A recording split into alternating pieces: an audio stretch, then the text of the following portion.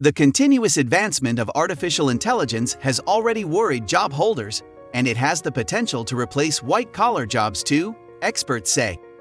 Chatbots and AI tools like ChatGPT, Midjourney, and DALL-E are being considered as replacements for highly paid photographers and content writers. Bill Gates, co-founder of Microsoft and billionaire, said the following: "AI is going to help us with teaching kids, it's going to help us with access to healthcare workers, making healthcare more efficient." Gates explained that AI will not only affect blue-collar jobs, but also has the potential to affect white-collar jobs, citing some of the work of doctors as an example. "But it won't match humans, not in the fullest sense of human personality," said Gates.